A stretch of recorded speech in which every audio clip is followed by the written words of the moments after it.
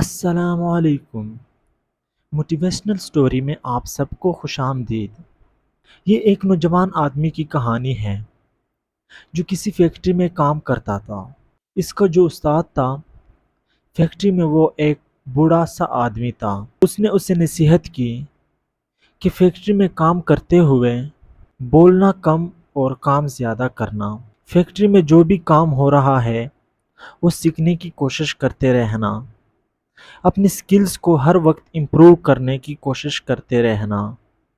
کچھ سالوں کے بعد وہ بوڑھا آدمی ریٹائر ہو گیا اور نوجوان آدمی اس کی جگہ پر ٹیکنیشین بن گیا۔ وہ پوری محنت اور ایمانداری سے اپنا کام کرتا تھا جیسا کہ اس کے استاد نے سکھایا تھا۔ وہ اکثر اپنے استاد کو ملنے کے لیے جایا کرتا تھا۔ ایک دن وہ ملنے کے لیے گیا تو بوڑھے آدمی کو وہ تھوڑا اداس اور دکھی لگا۔ بوڑھے آدمی نے پوچھا کہ بیٹا کیا بات ہے، کوئی پرابلم ہو گئی ہے، کوئی مسئلہ ہے تو بتاؤ، شاید میں تمہاری کوئی مدد کر سکوں۔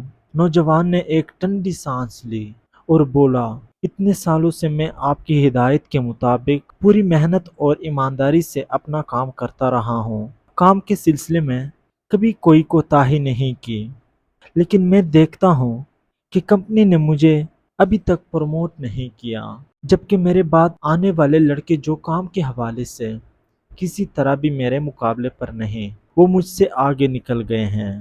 ان کے پاس نہ ہی میرے جتنا تجربہ اور نہ ہی میرے جیسے صلاحیتیں اور سکلز ہیں، لیکن کمپنی نے انہیں پروموٹ کر دیا ہے اور میں جس نے فیکٹری کا سارا کام سنبھالا ہوا ہے میں وہیں کا وہیں ہوں، اور یہ بات مجھے دکھ دیتی ہے۔ بوڑھا آدمی تھوڑی دیر سوچتا رہا اور پوچھا، کیا تمہیں پورا یقین ہے کہ فیکٹری کا تمہارے بغیر گزارا نہیں چل سکتا؟ سارا کام تم نے ہی سنبھالا ہوا ہے؟ نوجوان نے کہا، جی ہاں، میں ایک دن فیکٹری نہ جاؤں تو سارا کام ڈسٹرب ہو جائے گا۔ بوڑھا آدمی تھوڑی دیر سوچتا رہا، پھر وہ نوجوان کی طرف مڑا اور بولا، اگر ایسا ہے تو پھر ایک دن کے لیے فیکٹری سے چھٹی کر لو، کوئی بھی وجہ بتا کر فیکٹری سے چھٹی لے لو، تمہیں تھوڑا سا ریسٹ کرنا چاہیے۔ نوجوان آدمی پہلے تو اس نصیحت پر تھوڑا حیران ہوا، لیکن پھر جیسے جیسے وہ سوچتا گیا اسے بات کی سمجھ آتی گئی۔ اس نے اپنے استاد کا شکریہ ادا کیا اور جلدی جلدی فیکٹری روانہ ہو گیا تاکہ چھٹی کی اپلیکیشن لے چلیں۔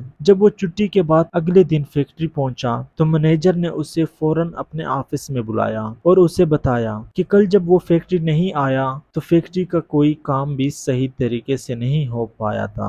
جو کام وہ بڑے آسانی سے کر لیا کرتا تھا، دوسرے لوگوں کو وہ کام کرنے میں بڑی مشکلات کا سامنا کرنا پڑا اور انہیں سمجھ نہیں آ رہی تھی کہ اس مسئلے کو کیسے حل کریں۔ تمہاری غیر موجودگی میں کمپنی کو صحیح معنوں میں تمہاری اہمیت کا اندازہ ہوا ہے۔ تمہارے کام کی اہمیت کو سامنے رکھتے ہوئے کمپنی نے فیصلہ کیا ہے کہ تمہیں پروموٹ کر دیا جائے اور تمہاری تنخواہ میں بھی خاطر خواہ اضافہ کیا جائے تاکہ تمہاری حوصلہ افزائی ہو اور تم مزید محنت اور دل جمی سے اپنا کام کر سکو۔ اور وہ نوجوان لڑکا دل ہی دل میں اس بوڑھے استاد کی عقل مندی کی داد دے رہا تھا۔ اب اسے سمجھ آ گئی تھی کہ کامیابی کا راز کیا ہے۔ اس واقعے کے بعد جب کبھی اس نوجوان آدمی کو اپنی تنخواہ بڑھانی ہوتی یا کوئی اور بینیفٹ لینا ہوتا تو وہ آفس سے چھٹی لے لیتا، اور جب وہ واپس آفس آتا تو اس کو اسی اپنی مرضی کا فائدہ مل جاتا۔ کتنا ہی وقت ایسے ہی گزرتا رہا۔ ایک دن جب وہ چھٹی کے بعد فیکٹری آیا تو گارڈ نے اسے اندر داخل ہونے سے روک دیا۔ گارڈ نے اس کے ہاتھ میں ایک لیٹر تما دیا جس پر صاف صاف لکھا تھا کہ اسے نوکری سے نکال دیا گیا ہے۔ وہ نوجوان آدمی یہ سب دیکھ کر بڑا حیران ہوا۔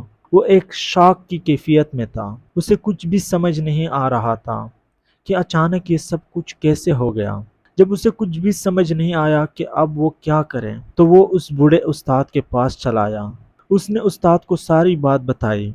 مجھے سمجھ نہیں آ رہا کہ آخر انہوں نے مجھے نوکری سے کیوں نکال دیا ہے، آخر کیا غلطی ہوئی ہے مجھ سے؟ نوجوان آدمی نے پوچھا کہ میں نے تو وہی ہی کیا جیسے آپ نے مجھے سکھایا تھا، تو پھر میرے ساتھ ایسا کیوں ہوا ہے؟ تم نے ویسا بالکل نہیں کیا کیونکہ تم نے میری پوری بات سنی ہی نہیں۔ بوڑھے آدمی نے افسوس سے کہا، تم یہ بات فوراً سمجھ گئے کہ ایک بلب جو ہمیشہ ہی جلتا رہے اس کا کوئی نوٹس نہیں لیتا، اس کی موجودگی اور افادیت کا کوئی احساس نہیں کرتا۔ لوگ تب ہی اس کی اہمیت کو سمجھتے ہیں جب ایک دن وہ بلب جلنا بند ہو جائے۔ تمہیں یہ بات اتنی اچھی لگی، اتنی سمجھ آئی کہ تمہیں اس کو اپلائی کرنے کی جلدی پڑ گئی اور تم فوری ہی چلے گئے اور میری پوری بات نہیں سنی۔ میری بات کا دوسرا حصہ سننے سے پہلے ہی تم چلے گئے۔ بات کا دوسرا حصہ نوجوان نے حیرانی سے پوچھا۔ اسے اب لگنے لگا تھا کہ واقعی اس سے کوئی بہت بڑی غلطی ہوئی ہے۔ مہربانی کر کے مجھے بتا دے کہ دوسرا حصہ کیا ہے؟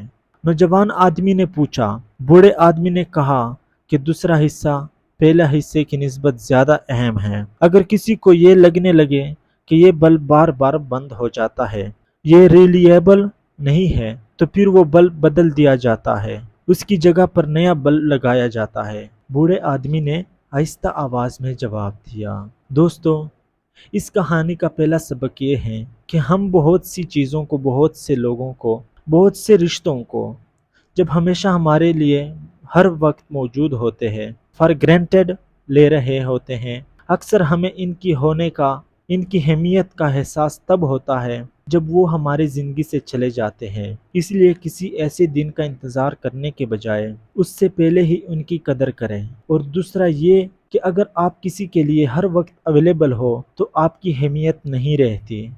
لوگوں کو اپنی اہمیت کا احساس دلانے کے لیے بعض دفعہ تھوڑی دوری بھی اختیار کرنی چاہیے، لیکن ہمیں اتنا دور ہرگز نہیں جانا چاہیے کہ لوگ ہمارے بغیر ہی جینا سیکھ جائے، لوگ ہمارے بغیر ہی رہنے کی عادی ہو جائے۔ زندگی میں ہمیشہ ایک میانہ روی، ایک بیلنس بنا کر رکھنا چاہیے۔ شکریہ۔